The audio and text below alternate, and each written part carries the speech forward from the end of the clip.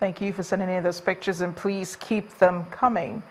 And in what appears to be a response to the worry of our eyewitness reporter on the lingering Apapa gridlock, the Minister of Power, Works and Housing, Mr. Pt.2 Fashola, has convened a meeting of relevant stakeholders in Lagos to tackle the menace. At the end of the meeting, commitments were made on the start of palliative work on the Liverpool-Tinkan axis to ease vehicular movement. Mr. Fashola also told the gathering that an engineering design will be out this week that will capture comprehensive rehabilitation of the road from Tinkan to the Lagos toll gate. Our correspondent, Olu Phillips, tells us more. Apapa road infrastructure and the consequences of its deplorable state is one tale that leaves a sour and bitter taste in the mouth of many, both within and outside that axis. The Group Managing Director of of Nigeria. This meeting between operators, regulators, and as convened by the Minister of Power, Works and Housing is another attempt at finding solution to the lingering crisis that has brought so much pain to motorists and residents of the state. There are two main entry and exits to the port, the Apapa Wharf axis and the Tinkan axis. Currently, Apapa Wharf is under construction by a consortium and constructed by AG Dangote. That construction seemed to be affecting commuting. Perhaps this explanation will suffice. We took up that job. We agreed with the ministry to do it in a year. We're starting around July. I want to assure you, note that date, we will complete within that period. For the other exit, the Liverpool-Tinkan, the minister explains that there are talks to find a permanent fix to the problem.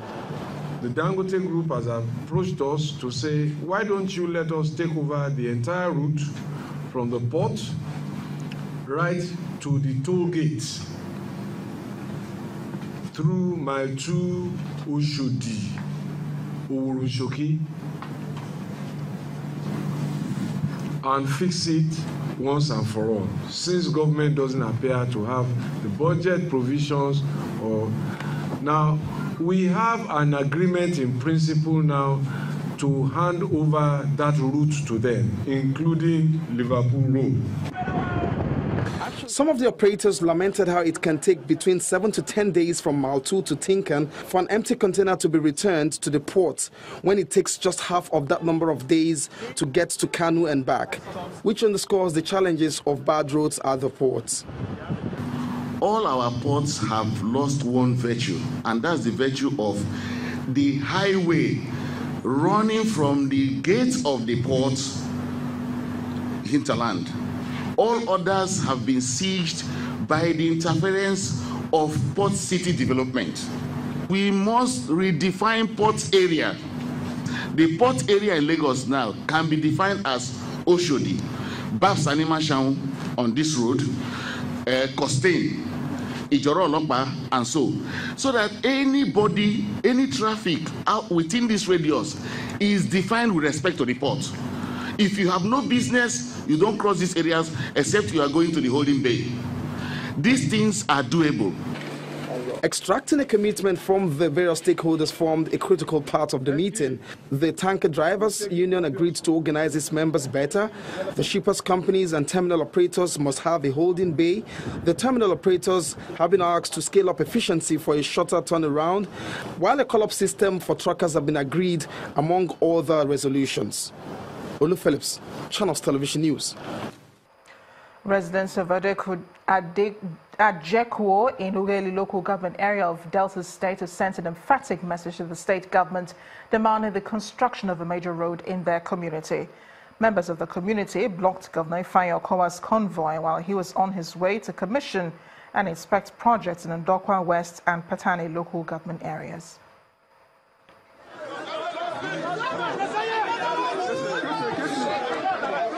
For weeks now, Governor Ifeanyi Okowa of Delta State has been touring local government areas, inspecting and commissioning projects.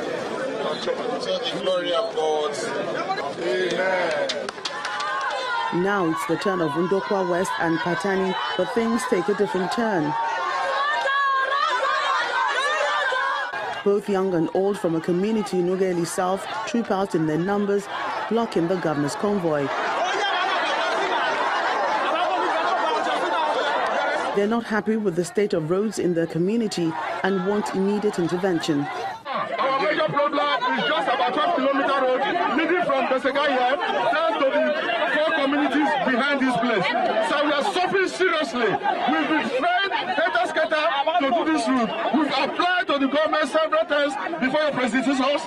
They did nothing to us. First thing they say, my people don't take the list of what I talk say that the names of the road when they the communities when they for this place. What we will first do now to bring the Ministry of Works, they will come look the road. When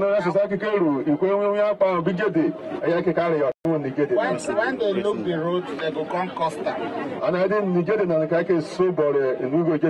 When they cost and finish, now then we will begin plan for the road. Having pacified the protesters, the governor moves to complete his assignment for the day, the commissioning of the Udofori and Kabowe roads in Patani local government area.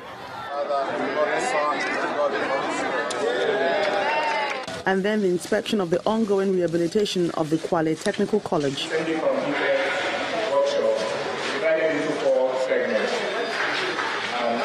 After all the inspections and commissioning, Governor Okowa provides an opportunity for residents to bear their minds at a town hall meeting for both local governments.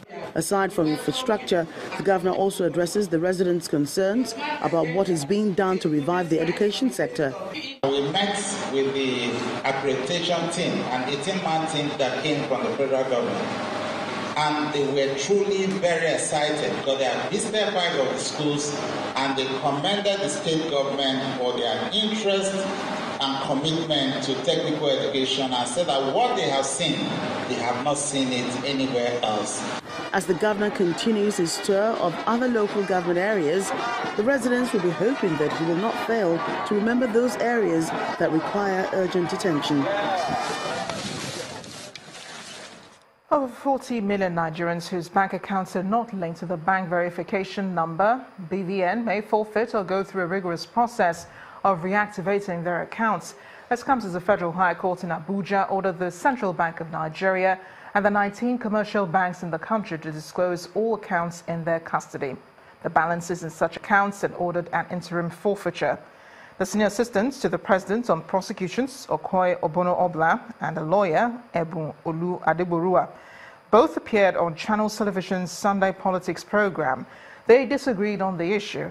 While Mr. Obla says bank customers had ample time to complete the process, Mr. Olu Adeborua insists the CBN should be held responsible for lack of compliance. Government is a regulator of the economy, is a regulator of the environment. So I see no reason why anybody should not comply. After 3 years, a lot of deadlines, timelines were given, and some 46 million accounts are not linked to the BVN. And these accounts are used fraudulently by some dishonest people to indulge in money laundering. Look, I am in the office of the Honorable Attorney General of the Federation. Every day we have requests from whistleblowers concerning accounts that are not linked to BVN, accounts containing a lot of money running into billions of naira belonging to nobody. So we are fighting corruption. When we say we are fighting corruption, I have been making this point that fighting corruption is not all about catching people and throwing them into prison. It's all about prevention is better than cure. You know, so we have to put in place policies to fight corruption, to block leakages, to block loopholes. So that is one of the policies of fighting corruption, this BVN. My suggestion is this. If you want to fight corruption, start with the banks. Start with the agencies that enforce law, the EFCC, the police, and then go ahead to the agencies that interpret the law, the courts. Let everyone who owns money, who have not been able to link it to this BVN, you pass that money. The CBN has its own vault. The money can be transferred to the deposit or account of Central Bank of Nigeria, but not forfeited. Our quarrel is forfeiting, which means when your property is forfeited, you have lost the right over it. no matter the circumstance. But he says that you can go to the court for... if you are aware, if you know about it. And I've told you that we run a population that is governed largely by literacy. And there are rich men, market women in villages. I can tell you. Land speculation will soon become criminal activity in Nasarawa State. That's if the state lawmakers have their way. The State House of Assembly says it is set to prohibit all forms of illegal occupation of land in the state. Land grabbing in the Karu area of Nasarawa State is a recurring decimal owing to its proximity to the nation's capital and land value in the axis. The decade-long activity, which has become a thing of worry, is by today taking its toll on innocent residents, with government lands not spared. Shuaibu Zanwa, who has been a victim on several counts, calls for the intervention of the traditional institution in the unending land disputes rocking the state.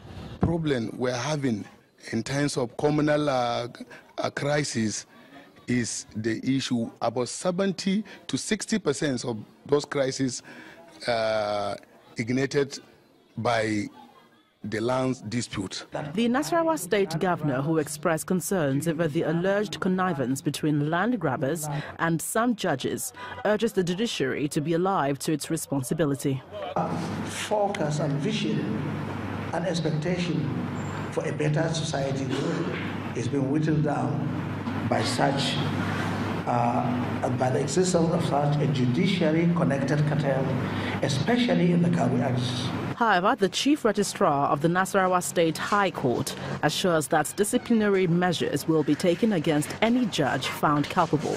To say the courts are conniving with speculators, to our knowledge, is not true. Should that be the case, if a judge is reported, whether a magistrate, an area court judge, or even a high court judge, there are procedures for discipline too.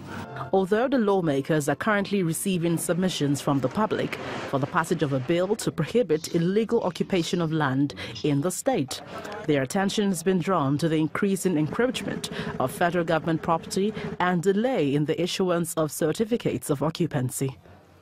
There is, however, an assurance from the legislators to stop the menace as the bill is set for a third reading. Those that take land forcefully, those that betray families, trouble that is associated with landed property in Nasarawa State will be a thing of the past. If the bill is passed into law, the era of land grabbing and speculation in Nasarawa State may soon be over.